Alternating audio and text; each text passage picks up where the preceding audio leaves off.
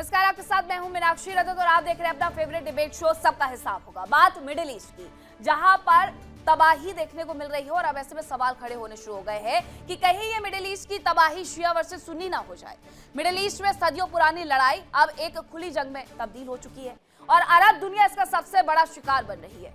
Iran के शिया विस्तारवाद और Saudi अरब के नेतृत्व वाले सुन्नी ब्लॉक के बीच प्रॉक्सी वॉर ने यमन, सीरिया, इराक, लेबनान को तबाह कर दिया है।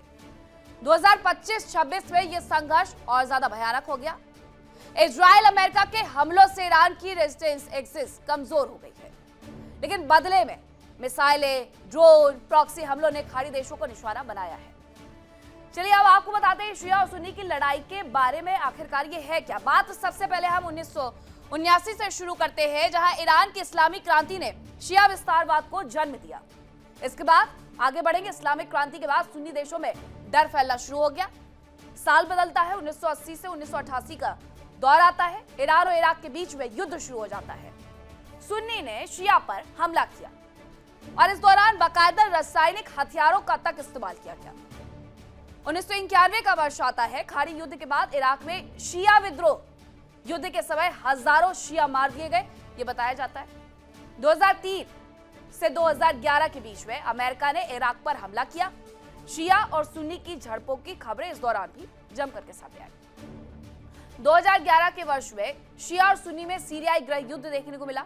इस दौरान ईरान और हिजबुल्लाह ने असद का साथ दिया।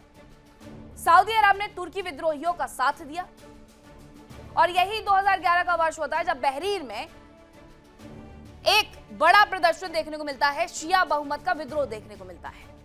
सऊदी सेना ने शिया विद्रोह को हालांकि यहां पर दबा दिया। सऊदी जो कि सुन्नी बहुल है। अब वही बात अगर बहरीन की किया जाए तो शिया बहुल। 2014 से 2017 के वर्ष के दौरान इराक और सीरिया में आईएसआईएस का प्रभाव देखने को मिलता है।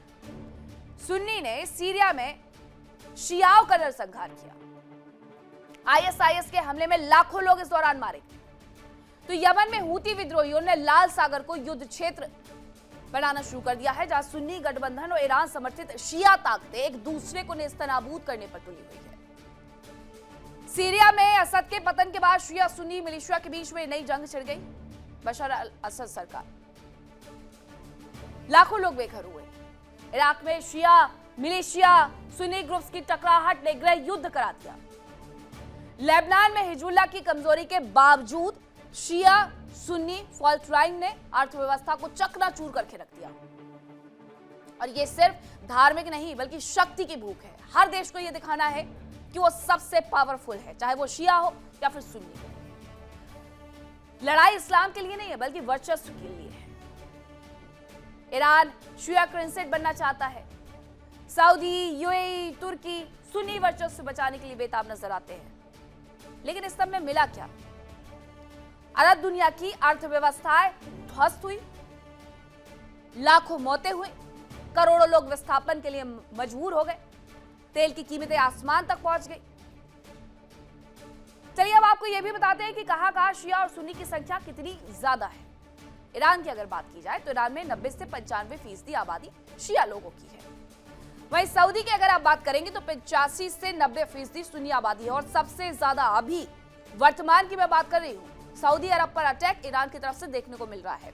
सऊदी अरब की सबसे बड़ी रिफाइनरी अरामको को नुकसान पहुंचाया जा रहा है, जो कि सऊदी अरब में है, और इसीलिए शिया बनाम सुन्नी की बातें आ रही है। बात अब मैं बहरीन की करती हूं कि बहरीन में करीब 45% शिया आबादी है।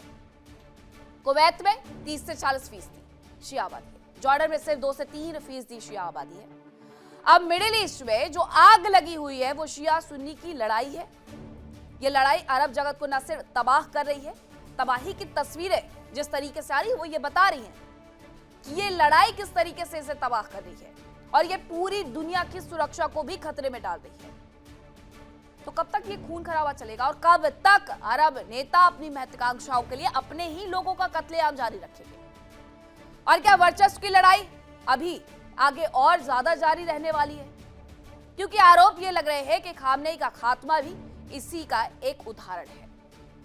वॉशिंगटन पोस्ट के हवाले से क्या कहा गया? यही तो कहा गया कि सऊदी अरब की तरफ से दरअसल डोनाल्ड ट्रंप पर यह दबाव बनाया गया कि अभी के अभी खामनेई पर हमला कर दो, वरना आगे आने वाले वक्त में बहुत ज्यादा मुश्किल हो जाएगी। इसीलिए ये शिया वर्सेस सुन्नी की लड़ाई कही जा रही है। सऊदी अरब ने खामनेई की मुखबरी करते हुए अमेरिका को सारी जानकारी दी, यह भी बताया गया। उसके बाद इजराइल और अमेरिका ने हमले में खामनेई को मार दिया। तो क्या अब इस्लाम की लड़ाई भी बट गई है और यह लड़ाई शिया सुन्नी की हो गई है?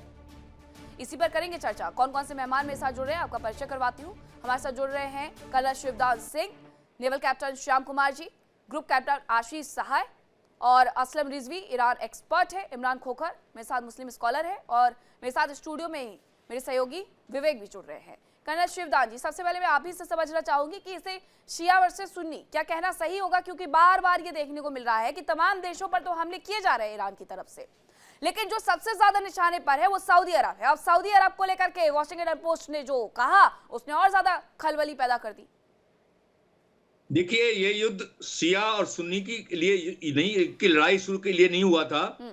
ये बेसिकली ईरान को नियंत्रण में लाने के लिए अमेरिका और इजराइल ने ईरान पर हमला किया, क्योंकि ईरान परमाणु शक्ति बनना चाह रहा है, साथ साथ वो इजराइल को तबाह करना चाहता है अपने हमास और हिजबुल्लाह जैसे आतंकी संगठनों से। तो इसलिए इजराइल की सेफ्टी के लिए, सिक्योरिटी के लिए ये युद्ध हुआ और उसमें अमेरिका ने इजराइल की तरफदारी करते हुए इजराइल को के साथ ही ईरान पर हमला किया। ईरान के साथ अमेरिका की सीधी भी दुश्मनी है, क्योंकि अमेरिका जो है नहीं चाहता कि पूरे मिडिल ईस्ट में ईरान अपनी डोमिनेंस रखे। अमेरिका चाहता है कि उसके जो एलिमेंट्स हैं वो डोमिनेशन करें। तो इसलिए ईरान पर हमला हुआ है, मगर इसके रिटेलिएशन में, क्योंकि ईरान अमेरिका पर सीधा हमला नहीं कर सकता, इसलिए उसके जो बेसेस हैं अमेरिका के मिडिल ईस्ट में, उन पर ईरान ने हमला किया है। जैसे आपको सऊदी अरेबिया में हमले हुए हैं, बाकी और देशों में जो जहां पर अमेरिका के बेसेस हैं वहां पर हमले हुए हैं। तो इसलिए ये युद्ध जो है बेसिकली जो हुआ है अमेरिका और इजराइल की लड़ाई ईरान के साथ है, उसके रिटेलिएशन में ये युद्ध हुआ है। मगर एट द सेम टाइम इसको अब जो फंडामेंटलिस्ट हैं हो सकता है उसको शिया सुन्नी में कन्वर्ट कर दें और इससे और भी ज्यादा आग पूरे मिडिल ईस्ट में लग जाए। विवेक, क्योंकि हम देख रहे हैं शुरुआत कहीं से होती है, अमेरिका और इजराइल मिलकर के ईरान पर हमला कर देते हैं। ईरान जवाबी कार्रवाई करते हुए ये कहता है कि यूएस के नेवल बेस को हम निशाना बना रहे हैं, लेकिन उसकी तरफ से जिस तरीके से बहरीन को, ओमान को, सऊदी को निशाना बनाया गया, इसीलिए तो ये सवाल खड़े हो रहे हैं कि शिया और सुन्नी वाली वर्चस्व की लड़ाई एक बार फिर से तो मिडिल ईस्ट में शुरू नहीं हो गई। देखिए, वैसे तो इस्लाम ये कहता है वो मुस्लिम ब्रदरहुड पे काम करते हैं, यानी कि उम्मा के कॉन्सेप्ट पर काम करते हैं, राइट। उम्मा का कॉन्सेप्ट ये कहता है कि दुनिया में जितने मुसलमान हैं सब एक ही हैं और सब इस्लाम से जुड़े हुए हैं। लेकिन आपका ये टॉपिक इसलिए बहुत इंटरेस्टिंग हो जाता है कि जब सारे मुसलमान एक हैं, सब इस्लाम से जुड़े हुए हैं, सब इस्लाम को मानने वाले हैं, सब कुरान के नक्शे कदम पर चलते हैं, तो फिर मिडिल ईस्ट में ईरान पर हमले को लेकर पूरी दुनिया क्यों बढ़ जाती है? क्यों तुर्की, इराक और अजरबैजान एक तरफ हो जाते हैं, सऊदी, कतर, बहरीन सब एक तरफ हो जाते हैं? इसलिए सवाल बहुत ज़रूरी है कि अगर सारे मुसलमान, सारे फॉलोअर हैं इस्लाम के, तो उनको एकजुट होना चाहिए और यहाँ अमेरिकी हमले का विरोध करना चाहिए। लेकिन ऐसा होता नहीं दिख रहा है। ऐसा हो नहीं रहा है क्योंकि सबके अपने इंटरेस्ट हैं। किसी को तेल चाहिए, किसी को गैस चाहिए, किसी का एनर्जी सेक्टर हिट करेगा, किसी को कुछ और चाहिए, अपने अपने इंटरेस्ट है। अब आप पाकिस्तान को ही ले लीजिए, पाकिस्तान का अपना इंटरेस्ट है, पाकिस्तान को अमेरिका से पैसे चाहिए, लेकिन वहां की आवाम को वहां के पैसों से या फिर अमेरिकी डॉलर से कोई मतलब नहीं है, तो वो खुलकर विरोध कर रहे हैं। उन्होंने यूएस कॉन्सुलेट पर हमला कर दिया, यूएस एम्बेसी पर, और वहां की सरकार जो है वो सपोर्ट कर रही है डोनाल्ड ट्रंप को। इजराइल को लेकर देख लीजिए, इजराइल को ही मान्यता अलग अलग बटी हुई। इजराइल पे तो बहुत इंटरेस्टिंग फैक्ट खुद ईरान का है। 1953 से पहले जब 1949 में इजराइल को मान्यता दी गई यूएन की तरफ से, तो ईरान उन चुनिंदा देशों में था जिसने सबसे पहले मान्यता दी इजराइल को एज अ कंट्री। हालांकि 1979 में जब खुमैनी वहां पर वापस आए तो ये मान्यता वापस ले ली गई, वो पलट दिया गया था फैसला। लेकिन इस तरह से ये दौरा ये फिर बहुत कंफ्यूजन क्रिएट करता है, और इसलिए मिडिल ईस्ट में हम देखते हैं कि अक्सर जब जंगी हालात होते हैं तो सब एक दूसरे पर हमला शुरू कर देते हैं। आज की तारीख में अगर पूरा मिडिल ईस्ट जल रहा है तो उसके पीछे की सबसे बड़ी वजह यही है कि आधे से ज्यादा मिडिल ईस्ट के देश डोनाल्ड ट्रंप के साथ खड़े हैं, और रमजान के महीने में, इस पाक महीने में अमेरिका ने ईरान पर हमला कर दिया है। तो इसमें सारे मुस्लिम कंट्री को एक तरफ होना चाहिए था। ओआईसी भी खामोश है, आप छोड़ दिए मुस्लिम कंट्रीज को, एक बयान तक अभी तक नहीं आया ओआईसी की तरफ से। नहीं, उनकी तरफ से बयान आया, उनका ये कहना है कि वहां ईरान में जो हो रहा है वो मेरे दादा का मुल्क नहीं है, मेरे दादा का मुल्क ये है, मैं यहाँ के बारे में बात करूंगा। अब असलम रिजवी जी से मैं इस पर प्रतिक्रिया ले लेती हूँ कि विवेक की तरफ से तमाम बातें कही गई कि आखिरकार इस वक्त पर जब सबसे ज्यादा जरूरत ईरान को है तो मुस्लिम देश एकजुट क्यों नहीं हो रहे हैं, वहां शिया और सुन्नी में क्यों बटे हुए नजर आ रहे हैं? असलम जी। जी बहुत बहुत शुक्रिया आपका। ये बात दुनिया जानती है कि ये जंग शिया और सुन्नी के दरमियान नहीं है। अगर ये जंग शिया और सुन्नी के दरमियान होती तो पूरी दुनिया में और ख़ास तौर से जो मुस्लिम कंट्रीज़ हैं वहाँ के लोग, वहाँ के अवाम आयतुल्लाह ख़ामनाई के लिए सड़क पे न निकलते। मैं चूँकि इंडिया में रहता हूँ और इंडिया का जो सबसे बड़ा इदारा है, जो सबसे बड़ा सेंटर है सुन्नियों का, वो है अजमेर शरीफ। अजमेर शरीफ में अभी 2 दिन पहले एक शोक सभा हुई और वहाँ पर रो रो कर वहाँ के जो हेड थे वो आयतुल्लाह ख़ामनाई की शहादत का ऐलान कर रहे थे। तो कहने का मकसद ये है कि अगर ये जंग सुन्नी और शिया की होती तो सुन्नी अलग होते, शिया अलग होते। इस वक्त आयतुल्लाह ख़ामनाई को हम सुन्नी, शिया, हिंदू, मैंने हिंदुओं के बहुत से वीडियोस देखे हैं, मेरे पास मौजूद है, कि वो लोग गिरिया कर रहे हैं, रो रहे हैं, मातम मना रहे हैं। तो ये जंग शिया और सुन्नी के नहीं है। बात ये है कि एक सनकी ये चाहता था कि ईरान उसके सामने सर झुका दे, और जैसे और अरब ममालिक ने गुलामी की जंजीर अपने पैरों में डाल दी है, ईरान भी डाल दे। जिस दिन ईरान ये काम करेगा जो सऊदी ने किया है, जो बहरीन ने किया है, जो और मुल्कों ने किया है, तो ये मसला ही खत्म हो जाएगा, ना कोई जंग होगी ना कोई लड़ाई होगी। ऐसा होने वाला नहीं, मैं सिर्फ सपोज कर रहा हूँ। मेरा सवाल कुछ और था। देखिए, मैं अगर बात करूं श्रीनगर की बात करती हूँ तो बहुत ज्यादा शिया वहां पर भी नहीं, अल्पसंख्यक हैं, सुन्नी सबसे ज्यादा है, लेकिन विरोध प्रदर्शन जब होता है तब वहां शिया और सुन्नी कोई समझ में नहीं आता। आपने वही बात कही यहाँ पर दरगाह शरीफ को लेकर के, लेकिन मेरा सवाल आपसे ये था, भारत के परिप्रेक्ष्य में तो ये चीजें वैसे भी फिट नहीं बैठती हैं, लेकिन जो मुस्लिम राष्ट्र हैं वो ईरान के साथ क्यों नहीं खड़े हो जा रहे हैं? क्यों सऊदी अरब अलग अलग भाग रहा है? सऊदी अरब की ठीक है दुश्मनी थी। इसमें मैं एक सवाल और जोड़ देता हूँ रिजवी साहब। ऑर्गेनाइजेशन ऑफ इस्लामिक कोऑपरेशन, जिस ओआईसी की मैंने बातचीत की थी, जिसमें 57 ममालिक देश जो है वो इसके हिस्सेदार हैं, आप भली बात ही जानते होंगे ओआईसी को, वो भी खामोश है, और इस्लामिक रिजीम्स जितनी हैं सब खामोश हैं। ऐसा क्यों है? बहुत बहुत शुक्रिया। देखिए, जहाँ तक ओआईसी की बात है, ऑर्गेनाइजेशन ऑफ इस्लामिक कोऑपरेशन की जो आप बात कर रहे हैं, इसमें 57 कंट्रीज हैं। उसमें एक कंट्री है जो अकेला ईरान है, जो अमेरिका के साथ नहीं है। बाकी ज़्यादातर कंट्री जो है वो सब अमेरिकन हैं और उन्हीं के रास्ते पर चल रहे हैं। तो ये आप कैसे उम्मीद करते हैं कि ओआईसी के ज़रिए से एक बात कही जाएगी, कंडेम किया जाएगा आयतुल्लाह ख़ामनाई की शहादत को? ये मुमकिन नहीं है, क्योंकि उसमें ये दुनिया ऐसी है कि जिस पे कब्ज़ा जो है एक सनकी का है, एक पागल का है, और उससे दुनिया डरी हुई है। नहीं तो यही है ना, तो मुसलमान बटे हुए हैं बेसिकली, फायदे के तौर पर तेल गैस के ऊपर, पैसे के ऊपर, डॉलर्स के ऊपर। बात यही आ गई ना भाई साहब। मुसलमान एक है, जो कंट्री है कहाँ एक है? पूरी दुनिया देख रही है मिडिल ईस्ट में क्या हो रहा है। रिजवी साहब, अब तो मान लीजिए कम से कम आप।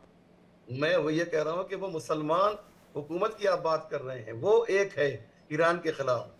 ये आप जो बात कह रहे हैं वो साथ दे रही है अमेरिका का, लेकिन वो जो जनता है, आप जो सुन्नी की बात कर रहे हैं या शिया की बात कर रहे हैं, तो उससे मुराद आपकी जनता है या सरकार है? अगर आप कह रहे हैं कि सरकार बटी हुई है, तो मैं कह रहा हूँ यकीनन सरकार बटी हुई है। एक तरफ 56 कंट्री हैं जो ईरान के खिलाफ हैं और एक तरफ ईरान अकेले है। लेकिन जनता की जहां तक बात कर रहे हैं, लोगों की जो बात आप करेंगे, तो इसमें इस वक्त जो सहानुभूति है, स्टैंड तो असलम जी, स्टैंड तो सरकारों को ही लेना पड़ेगा। इमरान खोखर जी, अब देखिए, अगर यही बात की जाए पाकिस्तान के नजरिए से, तो IRGC एक बड़ा बयान संडे को ये देती है कि पाकिस्तान के एयर स्पेस का इस्तेमाल किया गया अमेरिका के द्वारा, और अगर ऐसा होता है और अगर ये हमें इसके सबूत मिल जाते हैं तो हम पाकिस्तान को नहीं बख्शेंगे। तो एक तरफ पाकिस्तान का स्टैंड तो वैसे क्लियर कभी नहीं होता है, ये आप भी जानते हैं, मैं भी जानती हूँ, लेकिन इस पूरे मुद्दे पर सरकारों का स्टैंड भी तो क्लियर नहीं है। आवाम मरे जा रही है कि खामनेई चले गए हैं, उनके दर्द में कॉन्सुलेट के बाहर गोलियां खा रही है, लेकिन वही स्टैंड हो जाता है कि सरकारों का स्टैंड क्या होगा। क्यों ये सरकारें एक उस पर मुद्दे पर आकर के एकत्रित नहीं हो जाती हैं कि ठीक है, जो ये 57 देश है हमारे, जो इस्लामिक राष्ट्र हैं, वहां अगर किसी एक राष्ट्र पर हमला हुआ है तो हम सारे 56 के 56 बाकी राष्ट्र उनके साथ खड़े। सबसे पहले तो सभी पैनलिस्ट को आदाब अर्ज है। देखिए, वर्ल्ड वॉर 2 को खत्म होने के बाद जब देश दुनिया दो टुकड़ों में बटी और जो सुपर पावर्स बने, चाहे वो रशिया था एक तरफ, चाहे रशिया था और अमेरिका था, अब इसके बाद जितने भी सुपर पावर ने किसी भी देश पे जब भी आक्रमण किए, चाहे वो वियतनाम के मामले में देख लीजिए, वियतनाम लड़ रहा था तो वियतनाम के साथ कौन खड़ा था? कोई नहीं खड़ा था। सुपर पावर के अगेंस्ट कौन खड़ा होता? कभी कोई नहीं खड़ा होता है। उसके बाद जब वॉर दूसरा गया, इराक का वॉर आया, तो क्या इराक वॉर के टाइम कोई मुसलमान साथ खड़ा था? नहीं खड़ा था। उसके बाद जब आज ईरान है तो ईरान को भी अकेले लड़ना है। दुनिया में कोई भी व्यक्ति एक दूसरे की लड़ाई नहीं लड़ी जाती, हाँ, एक मोरल सपोर्ट किया जाता है। फॉर एग्जांपल यूक्रेन का ले लीजिए, यूक्रेन के अंदर रशिया ने इतना बड़ा इन्वेशन किया, इतने 2-3 साल से आज वहां पर जंग चल रही है, दोनों क्रिश्चियन कम्युनिटी है।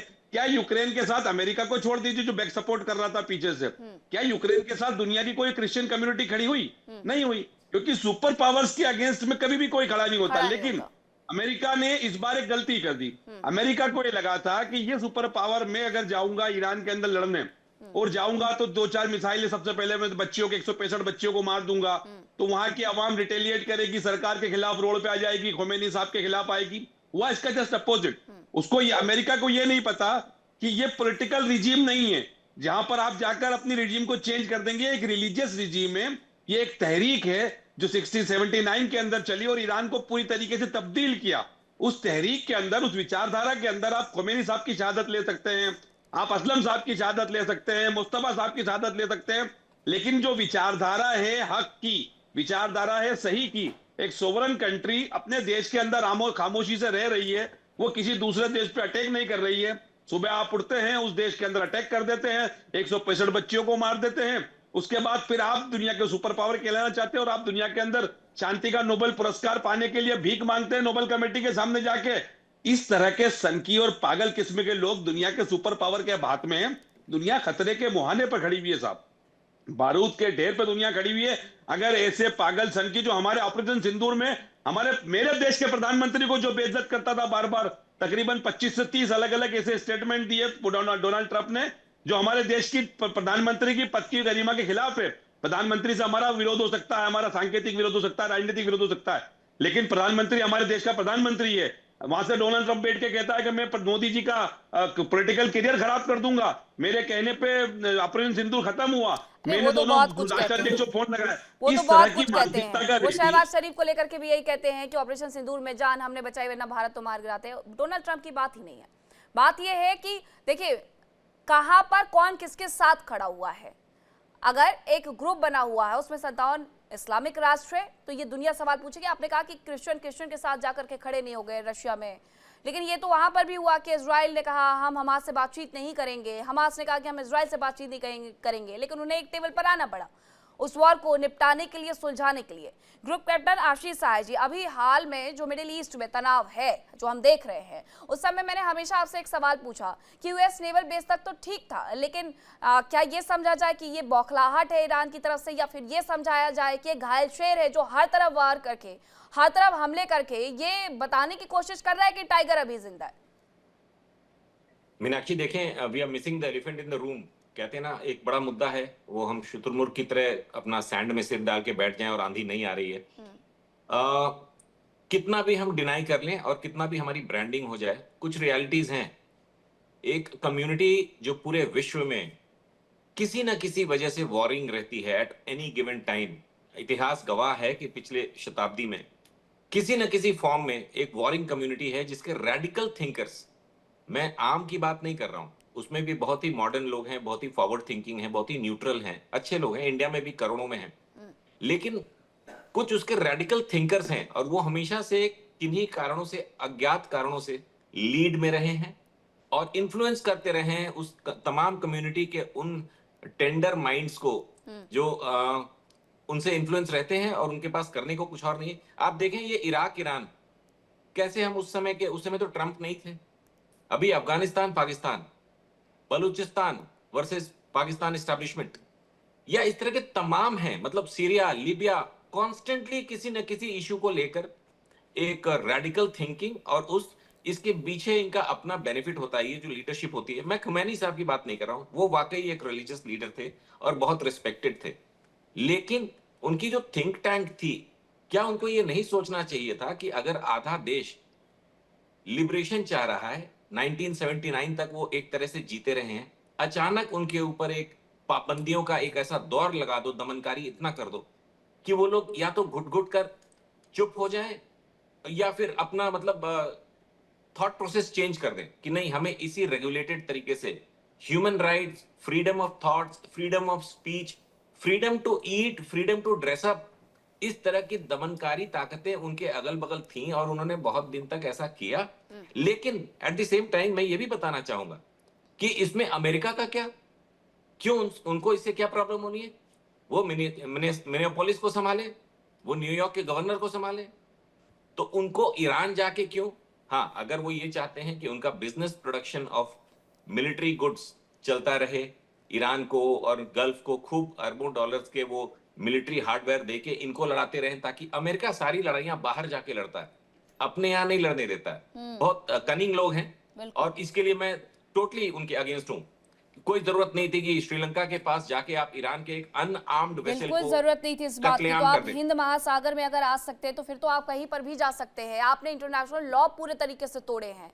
नेवल कैप्टन श्याम कुमार जी, इस पूरे मुद्दे पर आपकी भी मैं एक प्रतिक्रिया चाहूंगी कि अभी जिस तरीके से मिडिल ईस्ट सुलगा हुआ है, जिस आग में वो जल रहा है, इस आग को बुझा पाना मुझे नहीं लगता कि इतना आसान होगा। लेकिन ईरान के अगर ये युद्ध समाप्त भी हो जाता है तो ईरान से क्या इन तमाम देशों के मतभेद बन नहीं जाएंगे कि आपने उस दौरान हमारी उन जगहों को निशाना बनाया जहां पर टूरिस्ट घूमने के लिए आते हैं, जहां पर हमारे आम लोग काम करते हैं, यूएस नेवल बेस पर बस आपने निशाना नहीं बनाया, तो वो क्या खटास नहीं रह जाएगी फिर एक? धन्यवाद मीनाक्षी, जय हिंद, सनोवर्णा। सबसे पहले तो मैं ये कहना चाहूंगा कि लड़ाई मुसलमान से है ही नहीं, और जब मुसलमान से है ही नहीं तो शिया और सुन्नी कहां से आ गए? तो सबसे पहले मेरा ये टेक है, ये लड़ाई मुसलमान से तो है ही नहीं। मैं लगातार पिछले जब भी मुझे मौका मिलता है तो मैं ये कहता हूं कि मिडिल ईस्ट तो प्रोग्रेसिव स्टेट्स हैं, अपनी राह पर चल रहे हैं, सब कुछ अच्छा चल रहा है, और I2U2 बन गया, हम तो यूरोप तक जा रहे थे, समझौता हो गया, हैफा पोर्ट से हम पढ़ने वाले थे, उसमें इजराइल और मिडिल ईस्ट के कई कंट्री शामिल थे, अरब और ईरान में समझौता होने वाला था, बहरीन, कतार, यूएई और ओमान ये तो प्रोस्पेरिटी में जा ही रहे थे शुरू से, कुवैत आजाद होके चल रहा था, इराक ईरान में बातिस सरकार हटा के सुकून लाया गया। ये सब तो होता रहा है मिडिल ईस्ट में, और किसी भी जगह होता रहा है, वर्ल्ड के हर कोने में होता रहता है। तो मुसलमानों से कोई लड़ाई की बात नहीं हो रही है, बात हो रही है। अब अगर ऐसी बात होती तो फिर सुन्नी है ना पैलेस्टाइन सारे के सारे, यमन में तो कोई शिया उतने नहीं है ना, ये तो सब सुन्नी है, तो फिर शिया सुन्नी किधर की बात हो गई? ये तो जमीर की लड़ाई है। इजराइल को लगता है कि उसका अस्तित्व खतरे में है, और ये ईरान का एक ही प्रॉब्लम है। 3 बातें हुई थी टेबल पे, उसको ध्यान से सुन लीजिए। प्रॉक्सी वॉर कराते हो तुम, रोग स्टेट हो, टेररिज्म को सहायता देते हो तुम मतलब एक आइडियोलॉजिकल सरकार जो कुछ दिनों के लिए वहां पर है। उसके पहले साथ है, उसके पहले कुछ और था, आपने सुना पैनलिस्ट को इतिहास इराक का पुराने भाई, जो ये जोडास्कर लोग हैं, ये पारसी लोग हैं, पुरानी सभ्यता के बड़े वॉरियर क्लास के लोग हैं, ये छोटे मोटे लोग नहीं है। ईरान बड़ी पुरानी सभ्यता है, छोटे मोटे लोग नहीं है। भले धर्म परिवर्तन हो गया हो, लेकिन उससे क्या, लोग तो वही है, मूल में तो वही है लोग, ये पारसी लोग हैं। ये इनको हमें समझना चाहिए। लेकिन उन्होंने सहायता शुरू कर दी, ये प्रॉक्सी वॉर कराया, एच का फैक्टर बना दिया, सुन्नी को भी ले लिया, शिया को भी ले लिया। पैलेस्टाइन में सुन्नी है, उधर लेबनान में शिया है, यमन में सुन्नी है, तो कैसे कह सकते हैं? इराक में मिलिशिया जो है वो शिया है। इन सबको मिलकर एक रोक स्टेट बना के अपने, ऐसा कहते हैं अमेरिका, और है भी, आपको पता है कि बहुत सारे प्रॉक्सी फंडिंग करते हैं ईरान वाले, कुछ लोग करते होंगे वहां के। जैसे कुछ डिस्कंटेंट लोगों ने हमास के 7 अक्टूबर छेड़ दिया। 7 अक्टूबर को छेड़ दिया, वरना कुछ ना कुछ तो चल ही रहा था, प्रोस्पेरिटी तो आ ही गई थी, सब लोग आराम से जी रहे थे, सारे मुसलमान खुश थे, हमारे से संबंध अच्छे बन गए थे। कतार गए हमारे प्रधानमंत्री, ओमान से घूम के आए, अभी सब जगह गए, बहरीन गए, हमारे इतने लोग रहते हैं वहां, हमारा तो पूरा पूरा दिल ही है पूरे मिडिल ईस्ट में भारत का, तो हम तो उनसे हट ही नहीं सकते। लेकिन ये जो ईरान की प्रॉब्लम है, या तो बॉम्ब बनाना या प्रॉक्सी करना, मिसाइल की टेक्नोलॉजी डेवलप करना और स्वदेशी करना, बहुत कम लेता है सामान। आप समझ सकते हो F5 और F4 फैंटम एयरक्राफ्ट जो है उनके, वो शाह के जमाने के हैं, और कौसार फाइटर एयरक्राफ्ट उसने वही डेवलप किया, अभी तक चाइना से खरीदा नहीं है, एयरफोर्स बढ़ाया नहीं है, छोटी सी नेवी बढ़ाई हुई है, और सब कुछ इंडिजनाइज करना चाहता है। अच्छा ठीक ताकि है, जरूर आप उसको जो पता है।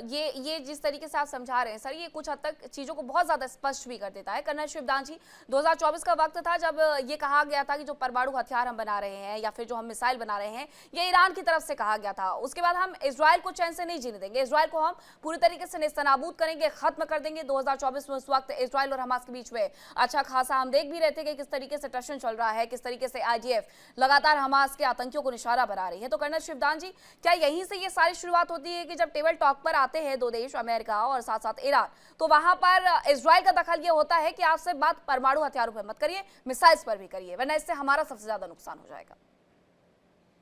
देखिए, आपको याद होगा कि 1949 में इजराइल का जन्म हुआ, इजराइल को एस्टेब्लिश किया गया। अब पूरे अरब देशों से यहूदियों को मार मार करके निकाला गया, और वो एक शरणार्थी के रूप में यहाँ पहुंचे, और ये इजराइल का देश का निर्माण हुआ। इजराइल ने अपने आप को एस्टेब्लिश किया है, और इजराइल पर अब तक 3 हमले हो चुके हैं, 1967, 73 और एक हमला भी बाद में हुआ है। उसको अरब देश उसके एग्जिस्टेंस को मानते ही नहीं थे, इसलिए बहुत से देशों ने उसको अभी तक रिकॉग्नाइज भी नहीं किया है। ईरान ने 1979 से पहले उसको रिकॉग्नाइज किया, मगर जैसे ही खुमैनी की सरकार बनी, उसने उसका रिकॉग्निशन वापस ले लिया। इसका मतलब इजराइल के एग्जिस्टेंस को पूरा अरब देश जो है मानते नहीं है कि इजराइल भी कोई देश है, और उसके भी नागरिक जो हैं उनको जीने का अधिकार है।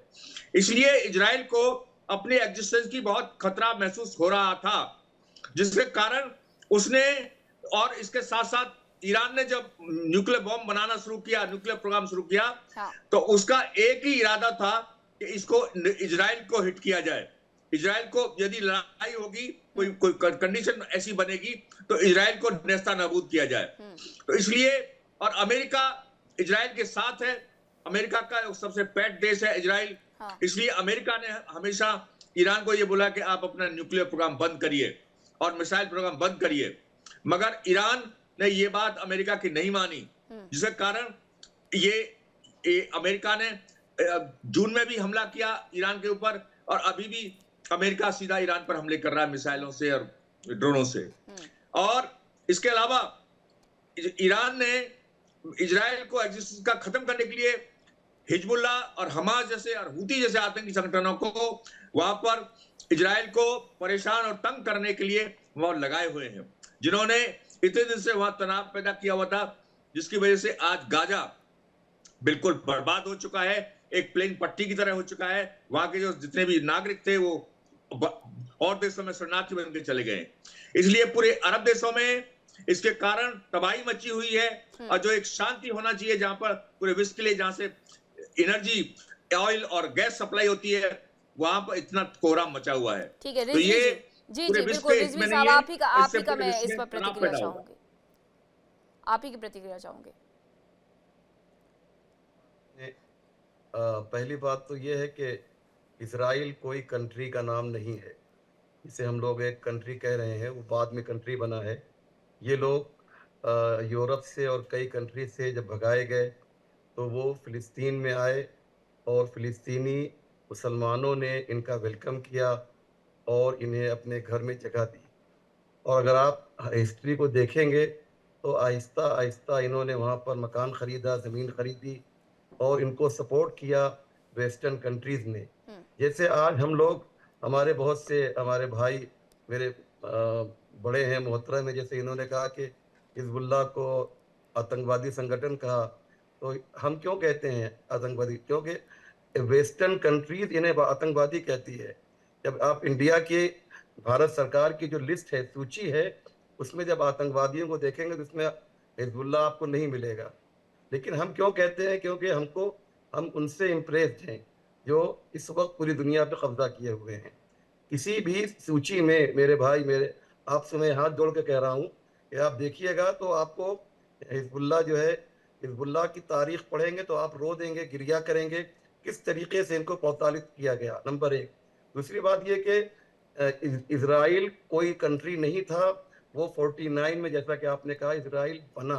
ये बिल्कुल ऐसे ही जैसे इंडिया पे कब्जा किया ईस्ट इंडिया कंपनी के जरिए से अंग्रेजों ने, तो क्या उनका ये कंट्री हो जाएगा?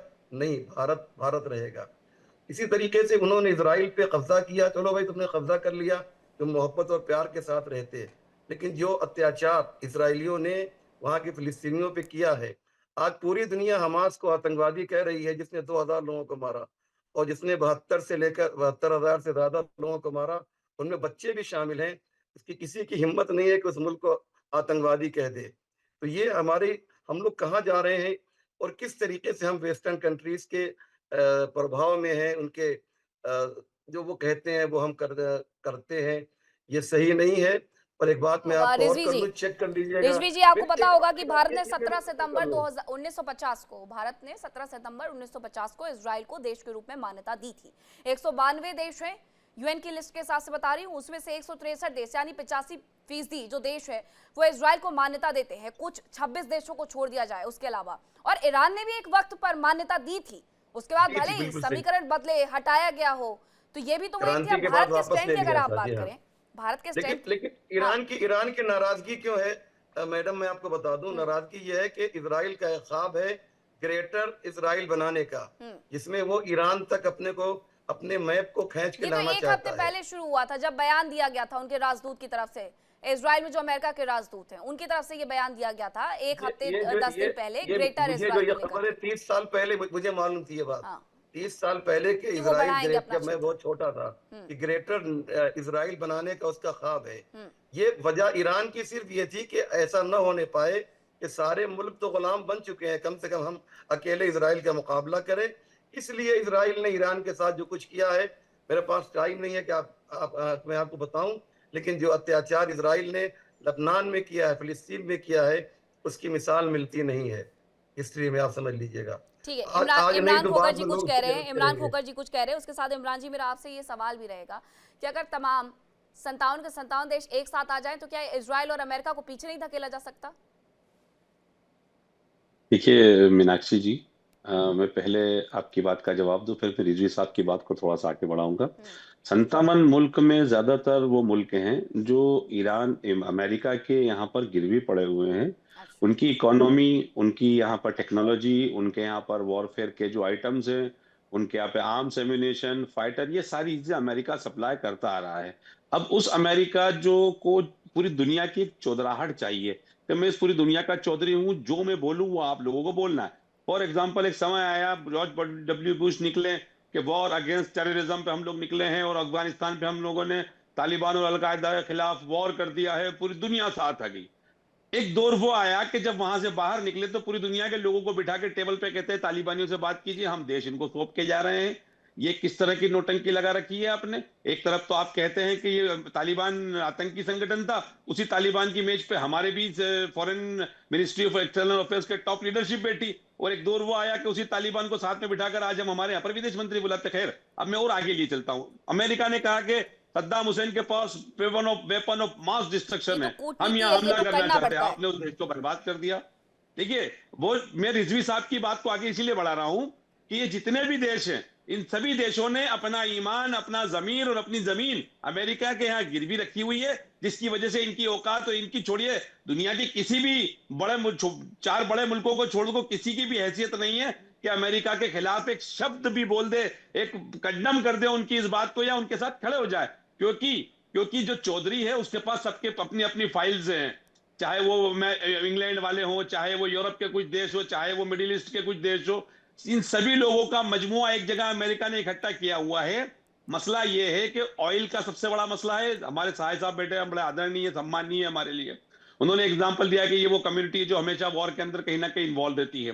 भाई साहब, मसला भी एक पड़ गया है कि मुस्लिम देशों के अंदर तेल निकल गया, वो क्रूड ऑयल निकल गया, जिससे पूरी दुनिया की इकोनॉमी चलती है, पूरी दुनिया चलती है। तो इस तेल पे कब्जा करने के लिए आपको सन 80-90 जब से तेल निकला, उसके बाद से चाहे वो इराक ईरान वॉर में सद्दाम हुसैन को पैसा और सद्दाम हुसैन को आर्म एम्यूनिशन CIA ने दिए, उसके बाद जितने भी सद्दाम के खिलाफ आप लोग खड़े हुए, पूरी दुनिया खड़ी हुई, अमेरिका ने वॉर किया, लड़ाई लड़ी, कुल मिला के मसला चौधरी बनने का है। चौधरी अमेरिका बनना चाहता है, लेकिन ईरान के ये सामने तो आने के अमेरिका बाद का आज तक का उसकी इतिहास योजना रहा है कि खत्म। हर जगह उसने चीजों को सिर्फ और सिर्फ हिलाने की कोशिश की है, सेटल डाउन करने की कभी कोशिश ही नहीं की है। ग्रुप कैप्टन आशीष जी, हम पुराना इतिहास भी देखेंगे तो हम यही देखेंगे, लेकिन मिडिल ईस्ट में जब समीकरणों की बात होती है तो क्या ये पूरा खेल सिर्फ और सिर्फ तेल का रह जाता है? क्योंकि वेनेजुएला में हमने यही देखा कि 303 बिलियन बैरल जो तेल है उसे वो चाहिए। इसके बाद उसने ईरान का भी रुख शायद इसीलिए किया है कि जो मेक अमेरिका ग्रेट अगेन का नारा है उसे किसी तरीके से सिद्ध किया जा सके, उसे किसी तरीके से साबित किया जा सके। अपनी इकोनॉमी बढ़े ना बढ़े, दूसरे की गिरा दो, हम ऊपर आ गए। Meenakshi, with due respect to all the seniors panellist जो हैं बैठे हुए, कुछ चीजें बहुत हर्ट करती हैं। ऑब्जेक्टिव एनालिसिस का मतलब होता है ना काहू से दोस्ती, ना काहू से बैर। हम इवॉल्व ह्यूमन बीइंग्स हैं, बारबैरिक नहीं हैं। रेडिकल थिंकिंग मतलब आपकी सोच करने की प्रक्रिया बहुत सीमित है कि सिर्फ हम ही हम हैं, बाकी काफिर हैं। या बार बार दुनिया भर के न्यूज चैनल में एक एनालिसिस आती है कि इजराइल ने किस तरह से फलस्तीनियों का कत्लेआम किया। हाँ, इजराइल के हमलों में बहुत बेगुनाह पैलेस्टीनियंस मारे गए हैं और अभी भी ऐसा हो रहा है, गाजा में भी हुआ है, पैलेस्टीनियन में भी। लेकिन उसको आप 7 अक्टूबर 2023 के हमास के हमले से बराबर ना करें। वॉर टाइम में एरियल अटैक्स में मरने जाने वाले मासूम लोग जो कि हॉस्पिटल में मरे या स्कूल में मरे या कोई ऐसी सिविलियन पॉकेट्स में मरे जहां से ये आतंकवादी संगठन 3H हमले करते हैं, ये जानबूझकर सिविल एरियाज में एम्बेड होते हैं ताकि इजराइल वहां हमले करे, सिविलियंस मरे और इनको एक सहानुभूति की प्राप्ति हो। जबकि 7 अक्टूबर 23 का हमला बारबैरिक मतलब मॉडर्न टाइम्स में इतना गंदा कत्लेआम, एक देश के अंदर घुस के बहुत ही गंदे किस्म के 2 व्हीलर्स 4 व्हीलर्स पे हथियार लेके और घरों में घुस के लेडीज को, बच्चों को मारना, बीच पे से उठा ले जाना, इस किस्म का आतंकवादी हमला मुझे नहीं लगता कि म्यूनिक ओलंपिक के बाद या एक आध और होंगे जहां हाईजैक्स हुए हैं, लेकिन इन दोनों को बराबर नहीं देख सकते। हम अभी भी जस्टिफाई नहीं कर रहे हैं कि इजराइल पैलेस्टीनियंस को क्यों मार रहा है, लेकिन उनके हाथ बंधे होते हैं क्योंकि ये आतंकवादी संगठन सिविल एरियाज में। अभी आप पिछले 2 दिन का फ्रेम बाय फ्रेम एनालिसिस कर लें, ऑफिशियल बेरूत पे जो हमला हो रहा है आईडीएफ का, उसके जवाब में आईडीएफ के मिसाइल्स को जो बेरूत के नीचे से हवाई हमले किए जा रहे हैं, मतलब ग्राउंड टू एयर, वो उस पूरे मोहल्ले में, पूरे विलेज में बेरूत के अलग अलग कोनों से फायर कर रहे हैं। डेंस सिविलियन पॉपुलेशन के बीच में से रॉकेट्स निकल रही हैं ground to air to kill the Israeli attack. क्यों आप सिविलियन एरिया से अटैक करते हो? क्यों नहीं यहाँ पे एक वॉर जोन?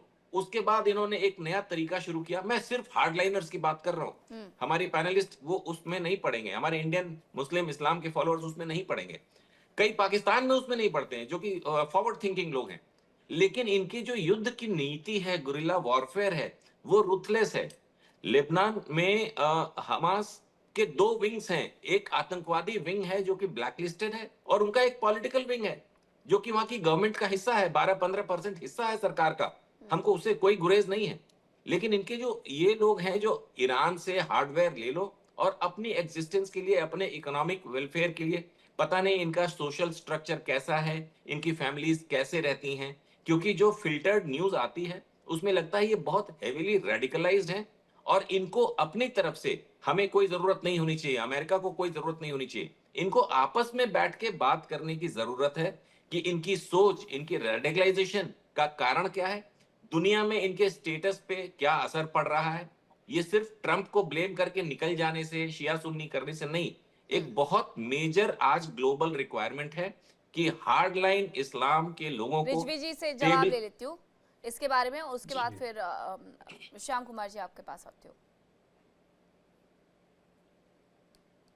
देखिए, 7 अक्टूबर 2023 को जो हुआ है उसकी निंदा पूरी दुनिया ने की है, लेकिन मुझे बहुत अफसोस हुआ कि हमारे इतने अच्छे विद्वान ये कह रहे हैं कि साहब वो ज्यादा जुल्म था जो जिसमें 2000 लोग मरे।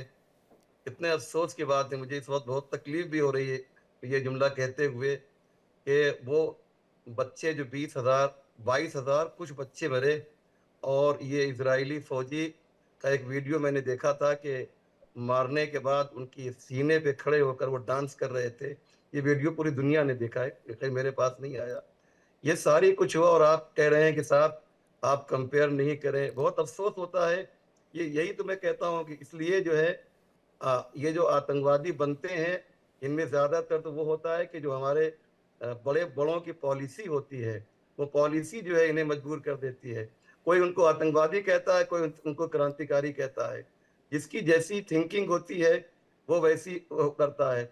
हमारे जहन में बात यह है कि साहब ये लोग जो है आतंकवादी हमने पहले से सोच रखा है, लेकिन अब आप इसराइल के जुल्म को देखिएगा कि इसराइल किस तरीके से उन्होंने जुल्म किया है। मैं एक उदाहरण देना चाहता हूँ, एक एग्जांपल देना चाहता हूँ कि जब साउथ लबनान पे इसराइल ने कब्जा किया था और वहाँ पर हिजबुल्लाह और इसराइल के उसमें जंग हुई थी, तो वो तो बाद में हुई थी। उसके पहले होता ये था कि वहाँ पर उनकी औरतों के साथ जो बर्बरता की जाती थी, वहाँ अब हम सब जानते हैं कि लबनान और मिस्र के लोग बड़े ब्यूटीफुल खूबसूरत होते हैं, तो उनकी औरतों को ले जाते थे, फिर एक हफ्ता रखते थे, फिर ले जाते थे, फिर एक हफ्ता रखते थे, फिर दूसरी औरतों को, ये सिलसिला जारी रहता था। तो उस जमाने के एक बहुत बड़े हमारे जिसे कहा जाए धर्म गुरु थे, स्कॉलर थे, उनका नाम था बहुत ही मूसा सद्र, बहुत बड़ा नाम था। उनको लीबिया में इनको किडनैप करके मार दिया गया लीबिया एयरपोर्ट के ऊपर। उन्होंने एक सेंटेंस कहा था, वो सेंटेंस ऐसा था कि उसकी वजह से एक आग लगी और वो लोग जो घरों में बैठे हुए थे कि सिर्फ रोया करते थे कि हमारी बहन को लेके चले गए, हमारी बेटी को लेके चले गए।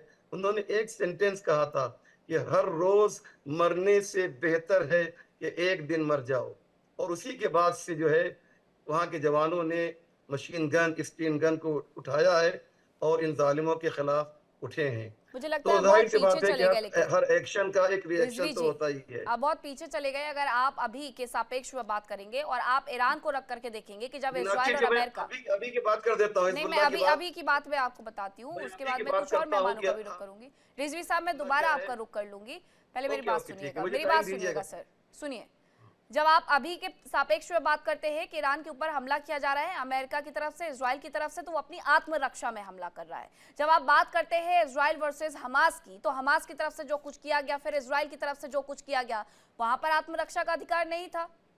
जब युद्ध शुरू होता है तो कहाँ गलत और सही की चीजें रह जाती है, ना इस युद्ध में रह जाएंगी और ना ही जितने युद्ध पहले हुए हैं ना उस युद्ध में रह गई हैं। नेवल कैप्टन श्याम कुमार जी, अब अगर अभी की बात की जाए तो लगातार जो बयानबाजी है वो भी हो रही है। अब ये बयान दिए जा रहे थे, पहले कहा जा रहा था ट्रंप की तरफ से कि इस युद्ध को वो 4 से 5 हफ्ते खींचेंगे।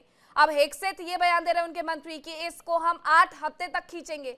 अब अमेरिका के सापेक्ष में भी तो ये कहा जाता है कि एक लंबे वक्त तक तो वो नहीं लड़ पाते, लेकिन 8 हफ्ते का वक्त बहुत ज्यादा लंबा नहीं होता है।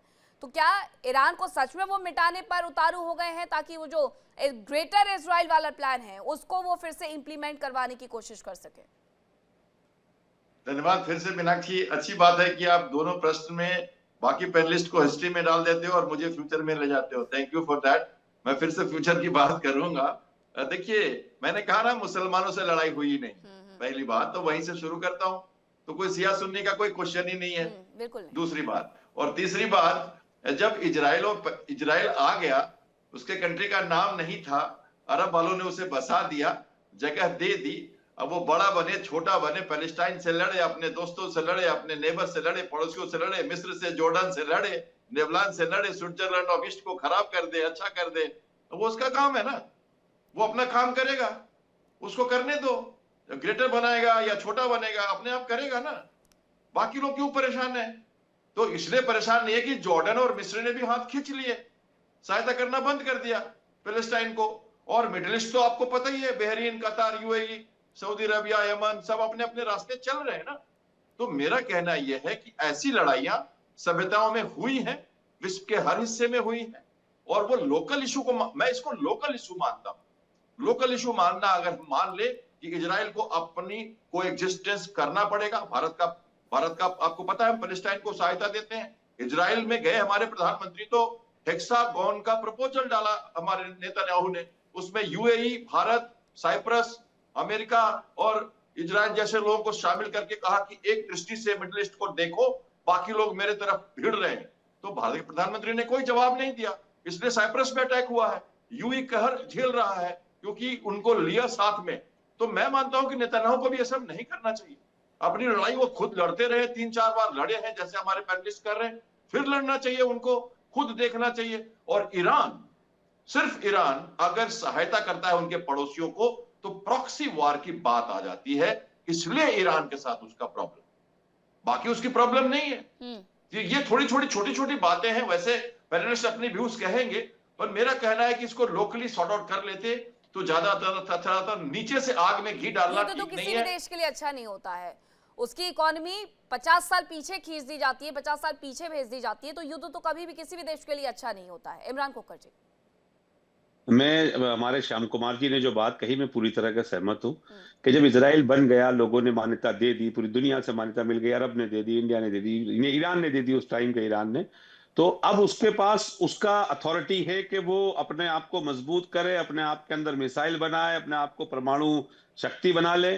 तो ठीक इसी तरीके से मेरा एक निवेदन ये है कि पुरानी 5000 साल पुरानी सभ्यता है जो कि ईरान है, ईरान के पास भी अपनी एक कहीं ना कहीं एक ऑटोनॉमी है कि वो अपने लिए, अपनी सुरक्षा के लिए मिसाइल बनाए, अपने सिविलियंस के लिए परमाणु रिएक्टर बनाए जिससे पब्लिक बिजली सप्लाई हो, या जो भी सिविलियंस वर्क के काम आते रहे। आईएईए के अंदर आज हमारे पिछले 2 दिन पहले आईएईए के जो प्रमुख थे उन्होंने साफ कहा कि there is no evidence that Iran has atomic bomb. उसके बावजूद भी जब टेबल पे बात चल रही थी, ओमान पे बात चल रही थी, ओमान के विदेश मंत्री ने साफ शब्दों में कहा कि ईरान अपने एनरिच्ड यूरेनियम को 0 करने पे राजी था, अपने इस प्रोग्राम को यहीं पर खत्म करने पे राजी था, सिविलियन के लिए यूज करने के लिए राजी था।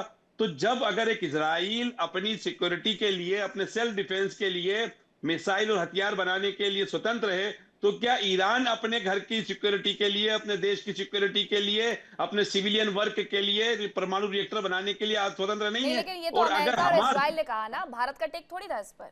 ये तो अमेरिका और इजराइल ने कहा। 10 second, last 10 second, I am concluding, last 10 second. जिस तरीके से हमास के द्वारा 2023 में इजराइल पे किया गया अटैक एक आतंकवादी घटना थी, क्योंकि इजराइल एक ऑटोनोमस बॉडी है, एक अपना सोवरन कंट्री है, तो ठीक इसी तरीके से बिना बातचीत को खत्म किए ईरान के ऊपर अटैक करके, वहां के सिविलियंस के ऊपर अटैक करके हजारों लोगों को मार देना, क्या हम इसे आतंकवादी घटना नहीं मानेंगे? क्योंकि यहाँ पर अमेरिका और इजराइल साथ में, इसलिए हम लोग खामोश बैठ जाएंगे। हमें या तो डेफिनेशन तय करनी पड़ेगी कि टेररिज्म की डेफिनेशन क्या है, ये नहीं देखा जाए कि टेररिज्म कौन कर रहा है या किसके ऊपर टेररिज्म हो रहा है। खोखर जी, ये क्या बात हमारे देश के सापेक्ष में है? नहीं, हमारे इन द सेंस हम ईरान इजराइल की बात कर रहे हैं, प्लीज। दुनिया भर के, है ना? क्योंकि हमारा स्टैंड हमेशा, आपको भी पता है कि जब यूक्रेन और रशिया वॉर चल रही थी, जब हमास और साथ साथ यहाँ इजराइल वॉर चल रही थी, तभी हमारा स्टैंड शांति वाला ही था। आज भी हमारा स्टैंड वही है। आज भी विदेश मंत्रालय की तरफ से ये बयान आया है। मीनाक्षी जी, हम तो गांधी की धरती वाले लोग हैं, हम तो लोगों को अहिंसा, मानवता, विश्व बंधुत्व का पैगाम देने वाले लोग हैं। हम इस तरह की बात, लेकिन हम जो बात कर रहे हैं वो मिडिल ईस्ट की हो रही है। बिल्कुल, मिडिल ईस्ट की हम बात कर रहे हैं। मिडिल ईस्ट के सापेक्ष में आपने जो कहा कि ईरान को अपनी आत्मरक्षा के लिए हथियार बनाने का बिल्कुल उन्हें अधिकार है, हर देश ये करता है, हमने भी किया। लेकिन अगर उसे कोई रोकने वाला है तो वो देश अमेरिका है, वो देश इजराइल है। अब सऊदी अरब को लेकर के एक बात ये निकल करके कर्नल शिवदास सामने आती है कि कर्नल, एक वॉशिंगटन पोस्ट के हवाले से रिपोर्ट आती है जिसमें यह कहा जाता है कि सऊदी अरब ने उकसाया हमला करने के लिए, मनाया ट्रंप को कि अभी ये हमला करने का बिल्कुल सही वक्त है। अगर ईरान अपने आप को परमाणु हथियार से लेस एक देश बना लेता है तो फिर आगे आने वाले भविष्य में चिंताएं और ज्यादा बढ़ जाएंगी। तो क्या मिडिल ईस्ट की कंट्री को भी इस बात का डर था कि अगर इन्होंने परमाणु हथियार बना लिए तो मिडिल ईस्ट में समीकरण बदल जाएंगे, या फिर ये सिर्फ और सिर्फ डर इजराइल का और अमेरिका का था? नहीं, मिडिल ईस्ट में पिछले लंबे समय से एक अपनी मोनोपोली और डोमिनेंस की लड़ाई चल रही है। सऊदी अरेबिया एक तरफ अपना डोमिनेंस करना चाहता है और उसी दूसरी तरफ ईरान अपने आप को पूरे मिडिल ईस्ट का डोमिनेंट बनना चाहता है। तो इसलिए ये लड़ाई जो है, जो अभी जो टेंशन हुई है, उसमें सऊदी अरेबिया और ईरान के डायरेक्ट कन्फ्रंटेशन भी है। दोनों एक दूसरे को प्रतिद्वंदी मानते हैं कि मैं पूरे मिडिल ईस्ट का हेड हूं, और वो दूसरी तरफ ईरान बनना चाहता है पूरे मिडिल ईस्ट में, अपना इंफ्लुएंस बनाना चाहता है। खलीफा की लड़ाई है तो ये डोमिनेंस की लड़ाई है। हाँ। जो कि मगर ये सत्य नहीं है कि सऊदी अरबिया ने अमेरिका को बोला कि जाके आप इस वक्त अटैक करिए ईरान के ऊपर। ये सब इजराइल और ईरान के डायरेक्ट कन्फ्रंटेशन का असर है, जिसके कारण अमेरिका को इस पर युद्ध करना पड़ा, और इजराइल ने भी उसके साथ अपना युद्ध छेड़ा। तो इसलिए ये बेसिकली इजराइल के एग्जिस्टेंस की लड़ाई है, जिसको अमेरिका सपोर्ट कर रहा है, और साथ साथ अमेरिका मिडिल ईस्ट में ईरान की जो डोमिनेंस है, जो उसकी प्रभुत्व है, जो है, उसको खत्म करने के लिए ईरान में उसने सत्ता परिवर्तन के लिए भी कोशिश की है, जिसके द्वारा वहां पर सिविल जो एडमिनिस्ट्रेशन, जो डेमोक्रेटिक सिस्टम लागू हो, और जिससे कि वहां की जो देश की जनता खुश हो, और साथ साथ अमेरिका के साथ वो अपना संबंध बढ़ाएं। तो इसलिए बेसिकली अमेरिका जो है ईरान में सत्ता परिवर्तन कराना चाहता था, और खुमनई को हटाने के लिए पिछले काफी दिन से अमेरिका ने कंडीशन रखी हुई थी। खुमनई हट नहीं रहा था, इसके कारण वहां पर जो है इस्लामिक कट्टरपंथ फैला हुआ था, जो खत्म करने के लिए अमेरिका ने ये हमले किए हैं। अभी अमेरिका एक्सपेक्ट कर रहा है कि ईरान में डेमोक्रेसी स्टेब्लिश होगी, प्रजातंत्र व्यवस्था आएगी। अब इसके बाद यदि प्रजातंत्र व्यवस्था आ जाती है तो इस अमेरिका का एक रुख आपको वो भी याद होगा कि जब उसने यही कोशिश 80 के दशक में की थी, 1979 के उस दौर में की थी, तभी उसने यही कहा था कि रिजीम चेंज करेंगे, परिस्थितियां चेंज हो जाएंगी। अब भी वही कर रहा है। अब हालांकि जब तक हम इतिहास में झांकते हैं तब तक ये देखते हैं कि अमेरिका ने जहां जहां पर अनस्टेबलाइज करने की कोशिश की है, वहां पर स्टेबलाइजेशन वो नहीं लेकर के आ पाए हैं। वो वियतनाम में यही कहकर के घुसे, उसके बाद ये जापान में वही जाकर के घुसते हैं, वेनेजुएला में भी उनका यही तर्क होता है। वेनेजुएला से अभी तक तो उन्होंने कैरेबियाई सी में मुझे लगता है कि कोई भी एक ऐसा ड्रग पैडलर नहीं पकड़ा है जिसकी वजह से उन्हें वेनेजुएला में जाकर के हमला करना पड़ा था। ग्रुप कैप्टन आशीष सहाय जी, ये जो संप्रभुता की लड़ाई है मिडिल ईस्ट में, क्या वही वजह है कि मिडिल ईस्ट की और भी कंट्री जलते हुए अब नजर आ रही हैं? इनके जो वॉर ऑब्जेक्टिव्स थे आईडीएफ के और अमेरिका के, वो उन्होंने काफी कुछ अचीव कर लिए हैं। टेबल पे जो ऑब्जेक्टिव्स नहीं डाले थे वो रेजिम चेंज का था, बाद में उसको लीडरशिप चेंज कर दिया, वो भी उसने लीडरशिप चेंज कर दी है। अमेरिका को ये समझना पड़ेगा। आप मेरी बातों को याद रखिएगा मीनाक्षी, आने वाले समय में अगर खमैनी साहब होते तो ईरान कभी भी परमाणु हथियार नहीं बनाता। मैं घोर विरोधी हूँ मरहूम खमैनी साहब का, जब वो ऑपरेशन की बात करते हैं, एंटी वुमेन उनकी जो थॉट है, नॉन प्रोग्रेसिव, लेकिन वो एक ट्रुथफुल इंसान था। उसने धर्म से जोड़ा था परमाणु हथियार को, और उन्होंने बोला था कि ईरान कभी भी परमाणु हथियार नहीं बनाएगा क्योंकि इस्लाम में इसकी इजाजत नहीं है इस तरह के मास डिस्ट्रक्शन के हथियार बनाने की। अब जो रेडिकल सेकंड लाइन आएगी, अगर आई तो, और लिबरल से पहलवी रजा नहीं आ पाए तो शायद वो डेस्परेशन में और यूरेनियम को एनरिच करेंगे। और ये बात 100% है कि ईरान को पूरी अथॉरिटी है अपने मिसाइल सिस्टम्स को ऑन रखने का। वेपन्स ऑफ मास डिस्ट्रक्शन ना वो बना रहे थे, ना वो खमैनी साहब के रहते बनाते। ये इन्होंने गलत एक एजेंडा रख दिया था टेबल पे, क्योंकि इससे ज्यादा लोग इनके तरफ आ जाते, आईडीएफ और अमेरिका की तरफ आ जाते। मिसाइल प्रोग्राम को उनको कंट्रोल करना पड़ेगा। ईरान इस बात को मानेगा भी, लेकिन बैलिस्टिक मिसाइल एकदम खत्म कर दें ये भी ठीक नहीं है। उनको भी एक्सिस्टेंस थ्रेट आएंगे, क्योंकि हो सकता है आगे चल के शिया सुन्नी ही हो जाए, कुछ पड़ोसी देश ही उन पे चढ़ बैठे, तो उनको अपना सेल्फ डिफेंस का अधिकार होना चाहिए। और ईरान को अब नए लीडरशिप में ये 3H को हार्डवेयर सप्लाई करना रोकना पड़ेगा, नहीं तो उनका ऑलरेडी बहुत डैमेज हुआ है। 28 फरवरी से आज तक इतिहास में इतना मेजर डैमेज ईरान का कभी नहीं हुआ। इस तरह की बम्बार्डमेंट हुई है, इस तरह से उनका इंफ्रास्ट्रक्चर, उनका कम्युनिकेशन सिस्टम, उनका मिलिट्री प्रिपेयर्डनेस, उनकी मिसाइल सिटीज को तहस नहस कर दिया गया है। बहुत वक्त लगेगा उनको रिकवर करने में, तो उनको टेबल पे आके ये बातें करनी चाहिए और एक मिडिल पाथ, एक डिप्लोमेटिक तरीके से निकालना चाहिए। ये इंडिया का प्रपोजल होना चाहिए इन दोनों वॉरिंग नेशंस को। जी मीनाक्षी जी, जी बोलिए बोलिए रिजवी जी। मैं बोल सकता हूँ कुछ? जी जी जी जी, मैं कहना ये चाह रहा हूँ कि अमेरिका को जो ईरान से प्रॉब्लम है वो दो है। पहला प्रॉब्लम ये है कि अमेरिका ये कहता है कि वहाँ पर डेमोक्रेसी नहीं है। दूसरा प्रॉब्लम ये है कि वहाँ पर औरतों पर जुल्म है, वहाँ पर पर्दा किया, हिजाब रखा गया है। मैं दोनों बात का जवाब देना चाहता हूँ। बहुत देर से मैं सुन रहा हूँ डेमोक्रेसी, मैं ये जानना चाहता हूँ इसकी परिभाषा क्या है आप लोग की निगाह में। डेमोक्रेसी की परिभाषा हम जो जानते हैं वो ये है कि वहाँ पे कॉरपोरेशन का इलेक्शन होना चाहिए, वहाँ पे प्रेसिडेंट का इलेक्शन होना चाहिए।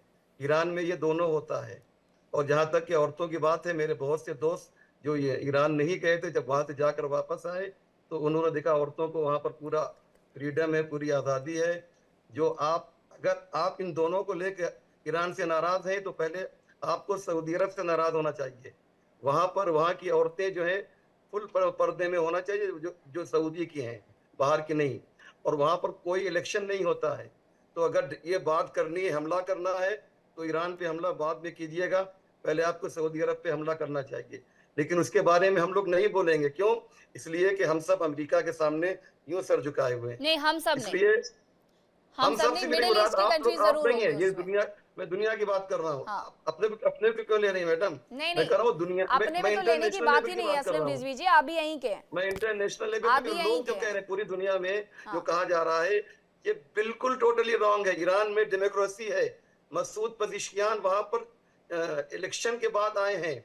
वहां पर शहरदारी बोलते हैं कॉर्पोरेशन को, लेकिन उसका नेवल इलेक्शन कैप्टन होता है वहां के जी, ऊपर। स्वतंत्रता का अधिकार ये भी तो होता है कि बोलने का अधिकार हो, पहनने का अधिकार हो, अपनी बातें रखने का अधिकार हो, जैसे मेरे देश में। आप जो है, आप मुझे जो है ना किसी का नंबर दे दीजिए। हाँ। मैं तेहरान के सड़क का वीडियोस आपको अभी भेजता हूँ। और जितने हमारे जो हमारे भाई असलम रिजवी पैनल जी, में देखिए हैं, मीडिया उनको से प्लीज ज्यादा ना भेजिएगा आप। सोशल मीडिया बहुत अग्रणी हो गया है। सोशल मीडिया पे तमाम नहीं, मैं तरीके के मंगवाता वीडियोस हूँ, मैं देखे। आपको करंट आज का वीडियो मंगवा के भेजता हूँ हाँ। कि देखिए वहाँ पे औरतें किस तरह से पर्दे में रहती है, नहीं रहती है, कितनी उनकी आजादी है। नहीं, वो तो आजादी उनका- अपनी होती है। महसा अमीनी के बाद ही तो सवाल खड़े हुए थे 2022 में जो कुछ महसा हुआ था। अमीनी का मामला भी तो गलत है ना मैडम। क्यों उसको गलत है? ईरान ने 10 बार कहा है कि वो फर्जी मामला था, उसको बनाया गया था। लेकिन वो उसकी कितना जो है बड़ा नेचुरल हो गया मौत हुई था, थी। उससे ईरान की मैं- छवि क्या गई थी पूरी दुनिया में। वो कितना सिर्फ बड़ा 10 से मुद्दा हो 15 गया था। और मैडम, उसके 10 से भाई ने 15% जगह-जगह लोग बयान हैं। दिए थे कि वो अपने भाई के मैडम, साथ 10 से मौजूद थी। 15% लोग थे जो सड़क पे आए थे। हाँ। 85% आज भी आयतुल्लाह खानदाई के साथ हैं। पूरी दुनिया के लोग थे साहब, पूरी दुनिया के नहीं, लोग नहीं, थे। मैं ये कह रहा असलम हूँ रिजवी कि जी, वहाँ हर जो- जगह से वहाँ जो महिलाएं protest अपने हुआ था बाल ईरान में। काट करके महसा अमीनी के समर्थन में खड़ी हो गई थी। बहुत धन्यवाद आप सभी का मेरे साथ जुड़ने के लिए, इस चर्चा का हिस्सा बनने के लिए। फिलहाल वक्त एक छोटे से ब्रेक का है, कहीं मत जाइएगा। इंडिया डेली अब आपको स्वाद टीवी पर भी मौजूद है। इंडिया डेली 24/7 अब इस सभी प्लेटफॉर्म पर लाइव देखिए।